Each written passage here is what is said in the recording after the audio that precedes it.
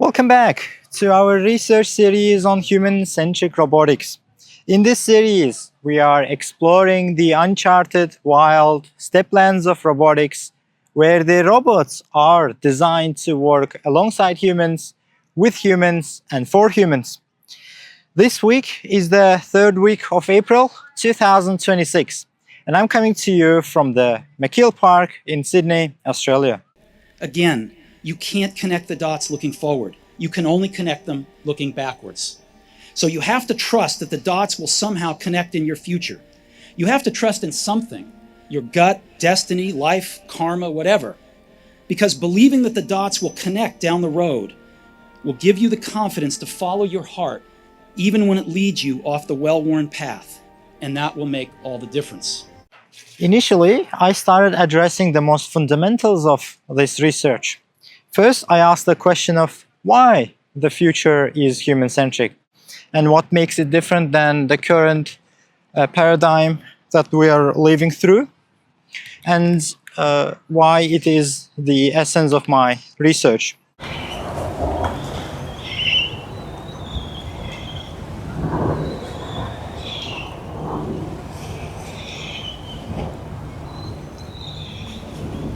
You know, the interesting thing I choose this path is because I was considering what is the main meaning in life, what is the main purpose of all of this existence. Metaphorically speaking, it is the movement from the flow to another flow.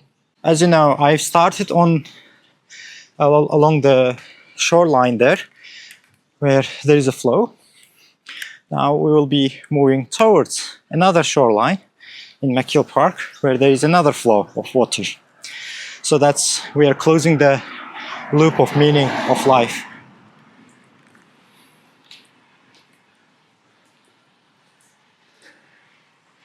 La la la la la la la la la la la la la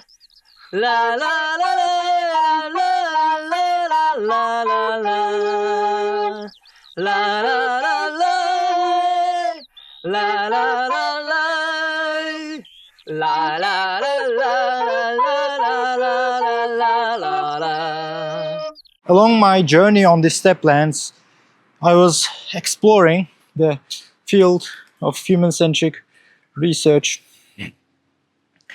and I was depicting upon the questions of what is the human, what does it mean for robots to work alongside human, and ultimately, what does it mean to design a solution that is human-centric.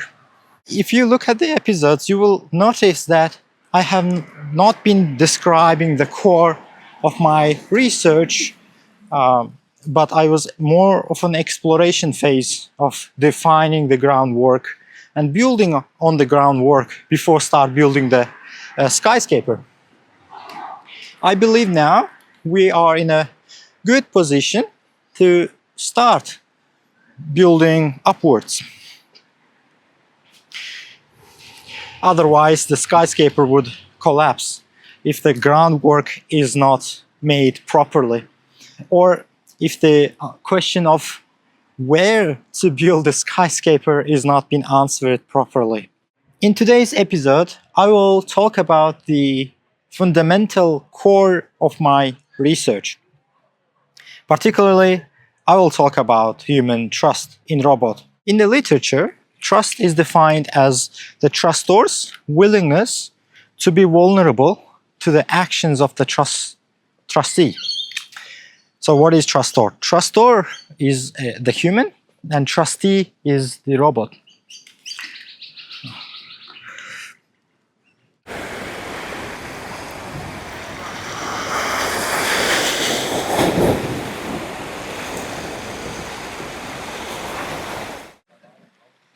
Trust is a form of a reason. It's a result of understanding the world. It's a result of understanding the cause to its effect. The reason trust being subjective lies behind that willingness term. So subjective means that it is not materialistic. It is not matter of the matter.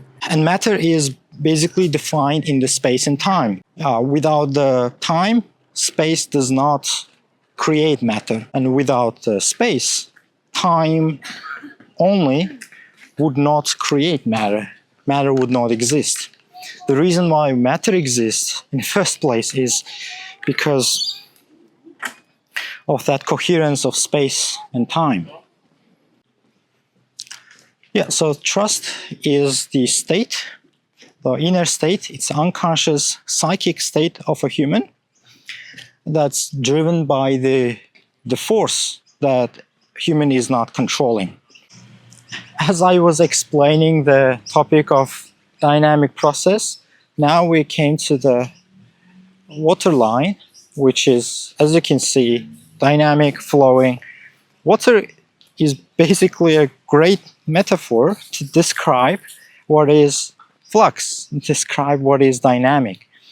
And I always give this water example because it moves. It is not bounded by the illusion of past and future. Outside, it is consequences.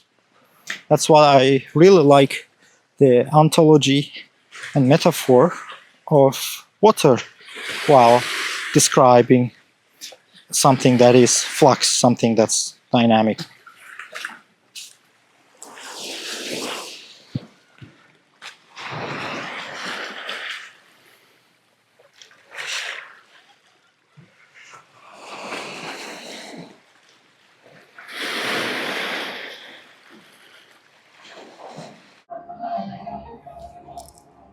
You might be asking, hey Rasul, why did you suddenly bring this topic of trust?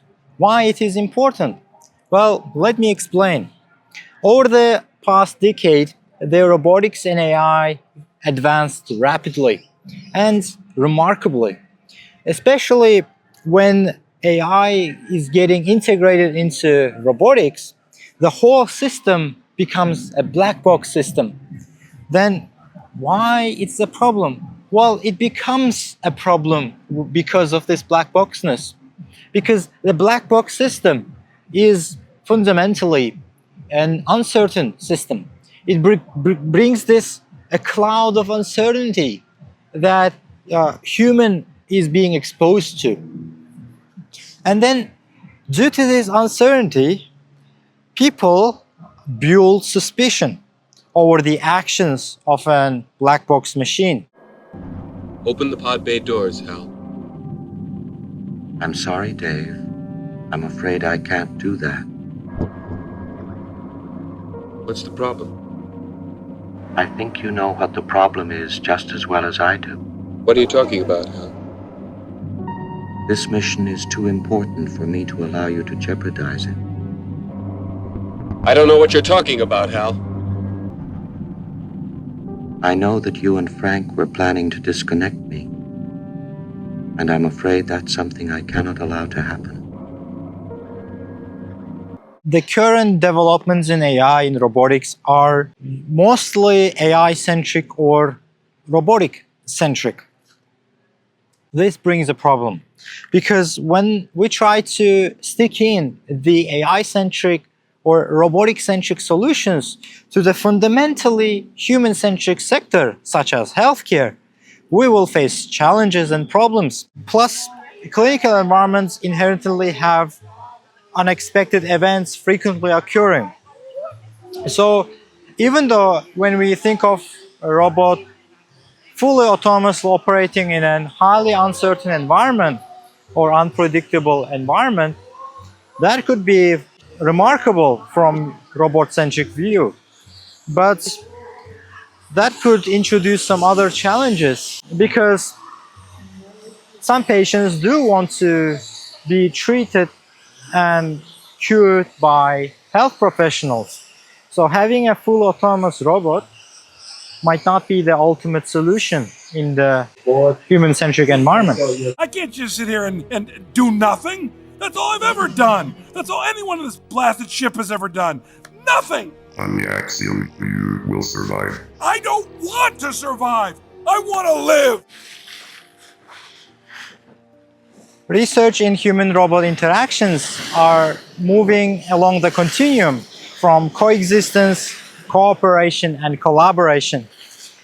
Well, coexistence is where the robot and human works independently, separately, while the ultimate end goal of collaboration requires the human and robot to operate and work together on the same task. Collaboration is a perspective of Gestalt, because 1 + 1 is not equal to 2, but it equals to 3. And this holistic, integrated oneness brings solutions.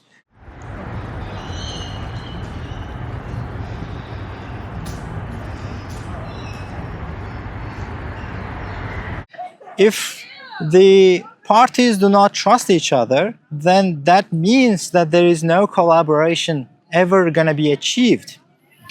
So the fundamental requirement of collaboration, or the metric of collaboration, is trust. The reason why trust is important in collaboration is, as I said, it is the metric of collaboration. But more importantly, if we have a measure or model of trust, then we can move forward with the management. And that's what I call as measure and manage. What are we going to manage? We are going to manage the relationship between a machine and a robot.